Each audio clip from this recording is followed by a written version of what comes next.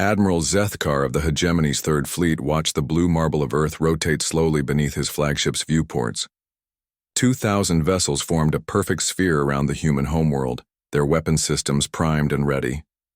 The culmination of 3 years of planning had finally arrived. "Sir," his tactical officer reported, "all ships are in position. We have complete orbital dominance. The humans cannot escape." Zethkar's mandibles clicked in satisfaction. The Galactic Hegemony had spent decades conquering world after world, bringing order to the chaos of independent civilizations. Earth would be their greatest prize, the homeworld of the species that had dared to expand beyond their single system without proper authorization. "Open a channel to the planetary surface," he commanded. The massive holographic display flickered to life, revealing the weathered face of an elderly human woman seated behind a simple wooden desk. Her gray hair was pulled back severely, and her blue eyes held no trace of fear. "I am Admiral Zethkar of the Galactic Hegemony," he announced, his translator rendering his words into the human tongue. "You are Secretary General Elena Vasquez, yes? You will surrender your world unconditionally or we will reduce your cities to ash." The human smiled, actually smiled, and folded her hands calmly on her desk. "Admiral Zethkar, we've been expecting you." "Expecting us?" Zethkar's confusion was evident in his tone. "You should be terrified, human. We have 2,000 ships.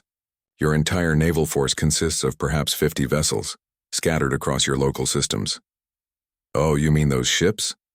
Secretary General Vasquez gestured to someone off-screen.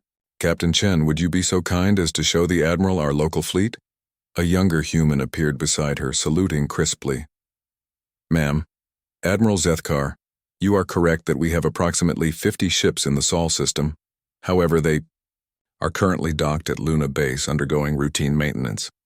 Zethkar's tactical display began showing energy signatures materializing around his fleet. First dozens, then hundreds, then thousands of contacts appeared from seemingly empty space. His sensor officer's voice cracked with disbelief. "Sir, we're detecting massive fleet movements. Ships are decloaking in formation around us. They appear to be human designs, but this is impossible. We count over 10,000 vessels." Secretary General Vasquez leaned forward slightly. "Admiral, it seems you've made a fundamental error in your intelligence gathering. You see, while you spent decades conquering worlds and establishing your hegemony, we humans were doing something rather different." The tactical display now showed Zethkar's surrounding fleet completely encompassed by human vessels. Each of his ships found itself targeted by at least 5 human craft, their weapon systems locked on.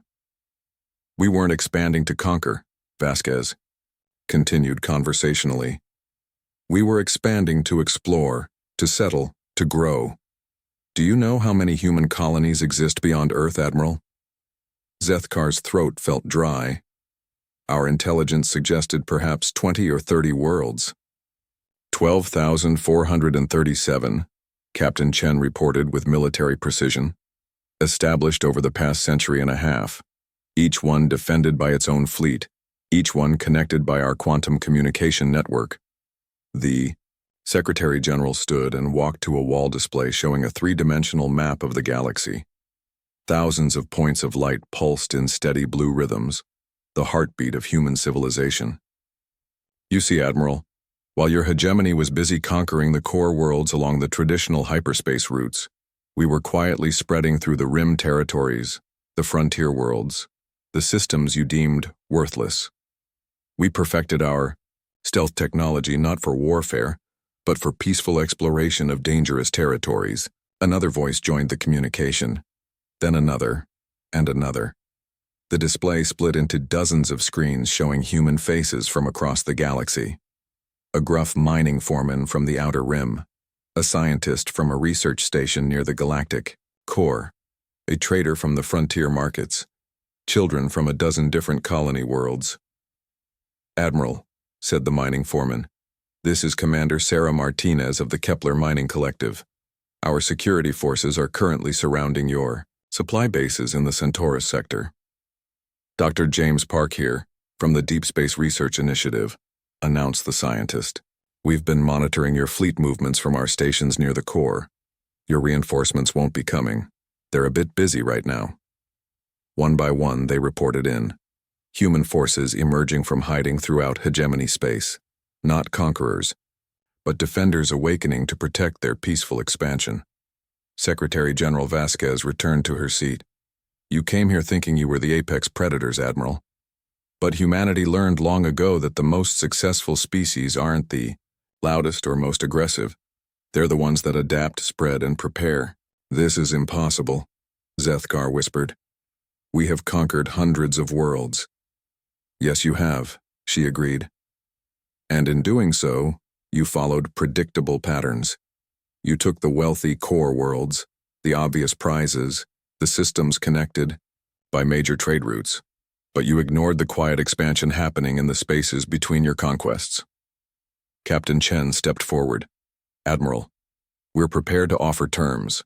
Your fleet will power down weapons and submit to escort back to hegemony space. In return, we guarantee safe passage and no retaliation against your conquered worlds, provided the hegemony agrees to our new territorial boundaries. Territorial boundaries? Zethkar's voice was hollow.